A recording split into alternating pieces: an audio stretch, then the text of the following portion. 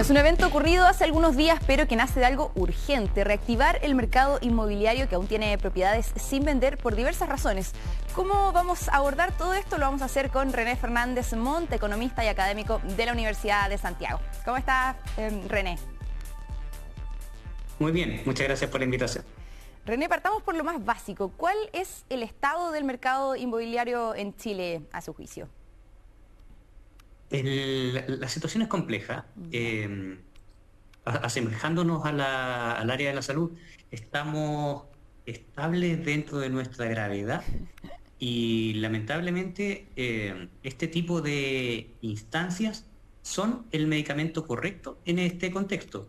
Sin embargo, cuesta recuperar los niveles de venta de la época dorada de la industria inmobiliaria y por lo mismo el sueño de la casa propia se ve cada vez más lejano. Ya, según información de hace algunos meses, hay más de 110.000 viviendas que no se han vendido en Chile. ¿Cuál es el motivo de esto? ¿La gente no está queriendo comprar, no puede comprar porque el sueldo no le alcanza, están enfocándose en los arriendos, están destinando el dinero a viajar, a la vida del día a día? ¿Qué pasa que no se están comprando estas propiedades? Como las preguntas de alternativas, en el fondo es una combinación entre todas las anteriores. Ya. Efectivamente, las familias están aumentado la cesantía, la situación en el fondo está compleja, los sueldos no han aumentado y los precios de las viviendas en el fondo han aumentado, el financiamiento aún en el fondo tiene tasas elevadas y eso hace que todo este aspecto multifactorial hace que el acceder a la compra de viviendas en el fondo sea sumamente complejo. Y, y en el fondo hay que ir adecuando múltiples medidas, digamos, abordarlo desde la banca, abordarlo desde el financiamiento en el fondo, pero también en el fondo con algunos descuentos o medidas desde la industria inmobiliaria e incluso apoyo desde el Poder Ejecutivo, que también hay alguna iniciativa en ese sentido. Ahora, René, tenemos planteado el problema. ¿Dónde estarían las soluciones? Desde el Estado han creado algunas alternativas, han hablado del Fondo Fogaes, que financia una parte del pie, pero muchas personas dicen que las exigencias están aumentando, han aumentado en el tiempo, y entonces, por lo tanto, aún con este beneficio, está siendo muy difícil poder acceder a las propiedades. ¿Qué soluciones hay para poder resolver esta situación? A ver, efectivamente, el aporte desde el Ejecutivo tiende a financiar para quienes en el fondo no tengan el pie o el pago inicial.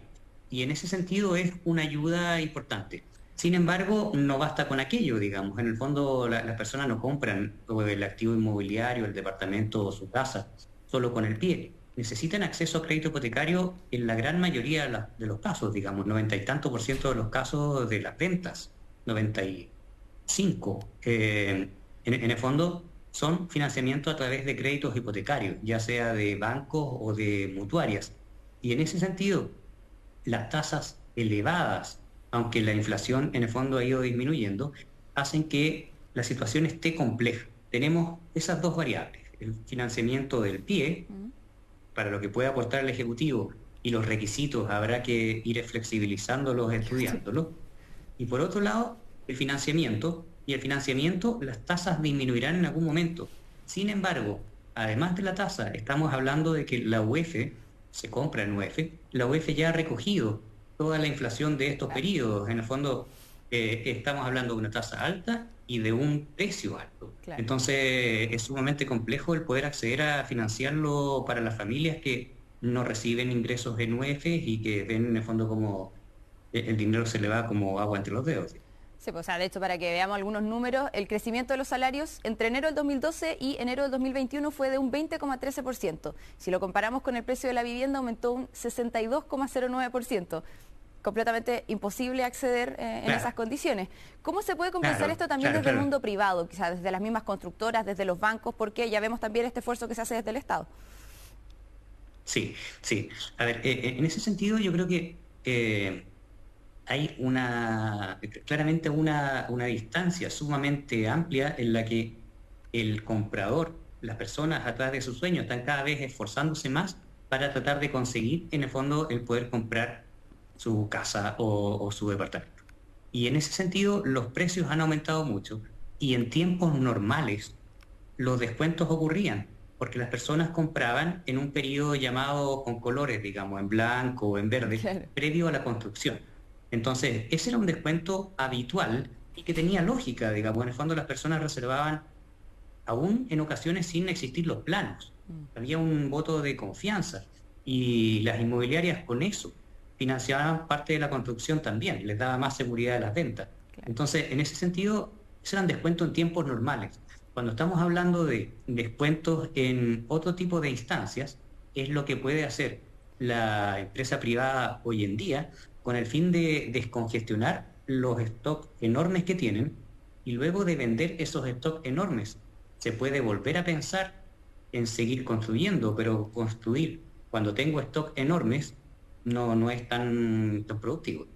Ya, y con este escenario, ¿tendríamos que empezar a ver ya que un sector de la población jamás va a poder acceder a la vivienda propia? De hecho, el diario El País decía que en Chile ya el sueño de la casa propia se acabó por completo. ¿Es tan así el escenario o no está tan negro? Se puede ir resolviendo.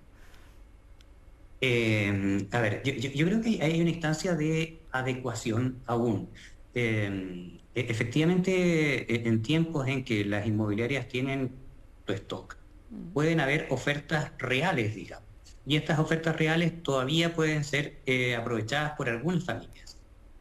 Además, yo creo que se están acabando los tiempos efectivamente para quienes eran inversionistas y aprovechaban un poco esto de el endeudarse en mutuarias, digamos, porque era deuda que no aparecía, en el fondo, no aparecía en el sistema financiero.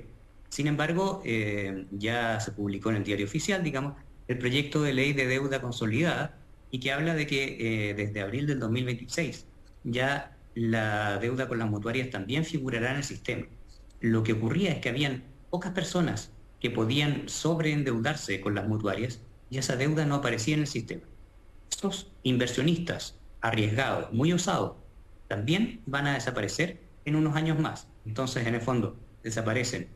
Se aleja mucho el sueño de la casa propia, pero también el de los inversionistas más arriesgados que podría ser, por ejemplo, algún profesional joven que tiene muchos años por delante y tenía las intenciones de endeudarse. Eso también está llegando a su término. René, ¿y cuánto hay también del cambio de la sociedad? Porque hemos hablado de la UEF, ¿verdad? De la situación económica, de cómo quedaron muchos edificios construidos, pero también pasa que los jóvenes se están yendo más tarde de la casa, a veces de los papás o del lugar donde viven. Muchos de ellos comparten departamentos de arriendo con otros compañeros. Algunos se van al extranjero, entonces tampoco quieren quedarse con un crédito pagándolo en Chile hipotecario. ¿Hay algo también que tenga que ver como con un cambio más sociológico y no sea solo el área más económica? Claro, y yo tiendo a pensar que en el fondo el contexto de la pandemia funcionó también como una suerte de olla a presión que generó que mucho de este análisis ya más psicológico, sociológico, digamos, en el fondo estuviera bajo la tapa y explotara.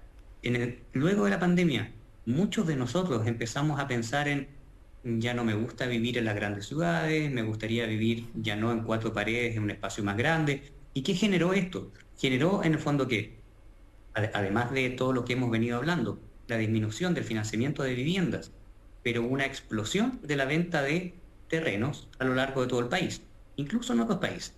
Entonces, esta explosión de ventas de terrenos también es parte de este fenómeno demográfico ya de gustos de las personas. Muchas veces los jóvenes prefieren arrendar hoy en día en las grandes ciudades, pero apostando a, en algún momento, irse a vivir a un lugar que ya no va a ser la única alternativa. El teletrabajo también propicia eso.